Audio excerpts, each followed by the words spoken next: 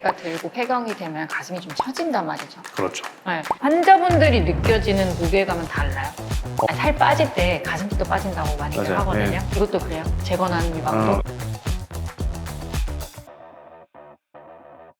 저는 이거는 진짜 좀 궁금했던 건데 사실 젊은 분들도 수술 좀 하잖아요. 네. 누구든지 나이가 들고 폐경이 되면 가슴이 좀 처진단 말이죠. 그렇죠. 네. 근데 복부 재건한 그 가슴도 조금씩 처져요. 내려오죠. 내려옵니다. 내려와요? 쭉 내려옵니다. 왜 내려오지? 무게가 있으니까 서 있잖아요. 아. 중력이 있기 때문에. 근데 그러면 사실 수술 안 한 쪽 유방이 처지는 건 중력 때문만은 아니거든요. 수술하지 않은 유방은 우리 제일 잘 아시겠지만 인대 조직에 의해서 이렇게 그쵸, 붙어 그쵸. 걸려 있잖아요. 네. 근데 얘는 그게 없는 거예요. 심지어 아. 걸려 있지 않으니까 걸려 있을 힘이 별로 없는 상태에서 우리가 물론 실로 몇 개를 이렇게 걸어 놓지만 실이 영원한 힘이 아니잖아요. 그게 이제 어느 정도 정리되고 힘이 빠지면 얘는 이제 중력의 힘을 받아서 자꾸 내려오죠.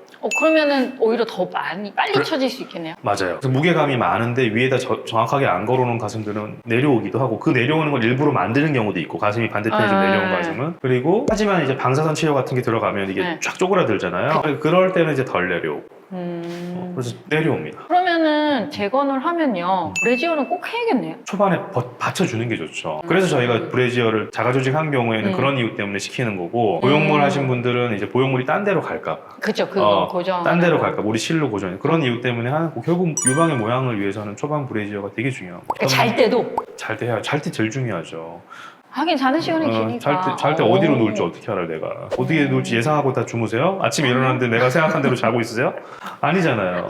그 후크 있는 그거 얘기하는 그렇죠, 거죠. 그렇죠. 그 자가 조직은 그냥 후크 있는 그런 서지 브라 입거나 아니면 좀 타이트한 스포츠 브라 입으라고 하는 거고 잡아주기 위해서. 좀 헐렁한 그 약간 편하게 입을 수 있는 그러면 그런 안 거는 되는 거지. 안 되는군요. 안 되는 거죠. 그 무게를 얘기하니까 또 그새 생각이 있는데 무게를 비슷하게 넣잖아요. 환자분들이 느껴지는 무게감은 달라요. 배와 내 가슴의 밀도가 동일하지 않을 수 있어요. 무게는 비슷할 수 있는데 네. 밀도는 또 다른 얘기잖아요. 가슴도 사실 성긴 가슴이 있고 좀 날리는 가슴이 있을 수 있고 아주 응집된 덴스한 치밀한 가슴이 있을 수도 있고 이제 여러 가지가 좀 변수들이 있어서 이게 딱 떨어지진 않는데 거의 비슷하긴 해요.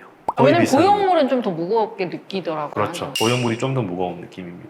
무게가 비슷해도. 무게가 비슷해도. 근데 제가 느끼기에는 일단 내게 아니기 때문에 조금 더 거부감이 좀 그런 느낌이 더 드는 것 같고 그다음에 감각이 좀 없는 상황이니까 더 내 거 아닌 온도 차이가 사실 상당히 나거든요. 보형물 자체가 특히나 이런 겨울에 되게 차갑게 느껴집니다. 요즘에 이제 복부 재건하신 분들은 정말 오랫동안 아주 자연스러운 모양으로 막 이게 수술한 유방이야 심지어 이제 상처가 있어서 이게 수술했구나라는 걸 알 요즘 정도로 로봇은 보면 이제 일단 정면에서 보면 어딘지 모르잖아요. 모르죠. 네, 근데 이제 그런 환자분들이 좀 있다 보니까 근데 그 정도 시간이 지나니까 이런 불편감에 대한 말을 안 하시는 걸 수도 있지만 어쨌건 언급이 없더라고요, 사실은요. 그냥 적응이 되신 걸 수도 있고. 불편하긴 하세요. 그죠? 언급을 덜 하시는 물어보면은 거죠. 저한테는 다 말씀하시겠죠. 말씀하세요.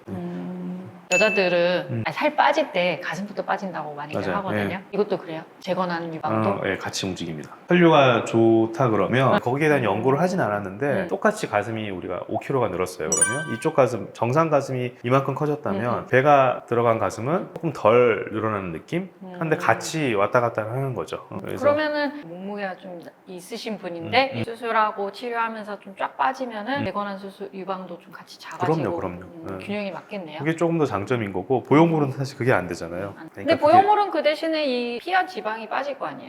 피하 지방이 거의 없더라고요. 없어요. 체중이 그렇게 크게 변하기가 쉽지가 않아요. 크게 변해서 오는 분들이 간혹 있잖아요. 있죠. 너무 대단하죠. 진짜 박수 쳐드리거든요. 거꾸로도 너무 있어요. 좋다. 예, 그렇긴 하죠. 하여튼 체중을 잘 유지하셔야 되고 최소한 더 빼면 더 좋고 다 한 것 같아요. 가끔 환자분들이 가슴이 재건한 부위가 일부분이 딱딱하다 막 이렇게 말씀하실 때가 있거든요. 네. 저는 사실 왜 그런지는 알지만 왜 그런지 좀 설명해 주시면은 이제 이해하기 좋을 것 같아요. 전체가 딱딱해지는 경우는 정말 거의 없다고 보면 되고 아예 혈류가 아예 처음부터 안 좋았던 그런 가슴일 수 있고요. 근데 이제 부분적으로는 딱딱해질 수 있어요. 그래서 혈관이 어디가 배가 있으면 혈관이 여기서 딱 들어가면 배꼽 옆에서 주로 들어가거든요. 네. 그럼 이 배꼽 옆에는 피가 잘 가니까 얘네는 잘 먹고 잘 사는데 멀리 있는 먼 동네는 피가 아무래도 잘 피가 잘 안 가니까 얘네들 막 쫄쫄 굶고 있는 경우가 있거든요. 이 쫄쫄 굶고 있는데 얘네가 이제 버텨갖고 말랑말랑하게 어떻게든 살아남는 애들도 있고 에이씨 나는 굶어 죽을래 해가지고 그냥 딱딱해지는 경우가 있고 비실비실 거리는데 방사선을 빵 쳐가지고 그냥 애들 씨를 말려버려가지고 딱딱해지는 경우. 그래서 그래서 배꼽 옆에 있는 살을 붙이는구나. 그렇죠. 배꼽 옆에 있는 살이 제일 건강한 애들입니다. 거기가 제일 혈류들이 제일 풍부한, 제일 부잣집 동네 애들. 어쩔 수 없이 그 바운더리를 넘어가는 복부 살이 들어갔을 경우에는 추후에 이제 이런 지방 개사가 될 수 있고 딱딱해질 수 있는데 유방암의 경과나 뭐 다른 경과에서 전혀 문제가 되지 상관없죠. 않습니다. 그러면 약간 겉에 여기 테두리 쪽이 주로 좀 딱딱해지긴 그러니까 해요. 이제 또 그것도 성형외과 선생님들마다 뱃살을 이렇게 돌려서 놓는 그런 패턴들이 좀 다 조금씩 자기 스타일들이 있어요. 그래서 있겠죠. 저는 배꼽을 주로 바깥쪽으로 빼기 때문에 저는 이제 이 안쪽이나 약간 아래쪽 이쪽에서 지방 개사가 생길 수 있어요. 제한자들은 다 여기서 만져집니다. 딱딱해지면은. 그거 알면은 약간 누가 수술했는지 알 수 있겠는데. 그런 것도 옆으로 놓는 사람도 있고 세로로 놓는 사람도 있는데 배를 음. 저는 이제 주로 세로로 놓기 때문에 그렇게 알 수 있습니다. 말씀하신 것처럼 겉에가 딱딱해지는 게 있으면은 물론 첫 번째로는 혹시 재발하지 않은지 확인은 해야겠지만은 이게 초음파로 보면 사실은 구별이 되고 그래서 초음파로 봤는데 이거는 지방괴사 소견이다 하면 걱정은 안 하셔도 되는데 새로 생기는 거나 이런 거는 항상 주의를 좀 해야겠죠. 가끔 환자분들이 이제 전절제를 했으니까 나는 저 수술한 쪽 유방에는 아무 일도 일어나지 않는다고 생각하시는 분들이 사실 꽤 있거든요. 제가 그러면 비유를 이렇게 드리죠. 우리가 뭐 위암 수술을 했는데 위를 다 뗐다고 위암이 재발을 절대 안 한다 이런 건 아니니까. 그래서 재발하는 상황이 뭐 좋은 상황은 아니지만 항상 잘 챙겨야 됩니다. 저희가 네. 그렇죠? 이런 Q&A 스타일이 도움이 많이 되시겠죠? 왜 이렇게 자신이 없어? 아니, 혹시나 해서 이게 댓글로 이제 더 묻고 싶으신 거 올려주시면은 네. 고용물은 또 따로 한번 찍으니까 네. 이렇게 사소하나 누구에게 물어볼 수는 없고 인터넷 찾아봐도 없은 그런 궁금하신 것들을 이제 재건 관련해서 올려주시면은 이제 틈틈이 저희가 모아가지고 이렇게 그래요. 네. 이상 위팁이었습니다. 네. 구독, 좋아요. 알림 설정. 와, 잘 맞아 둘이 하니까.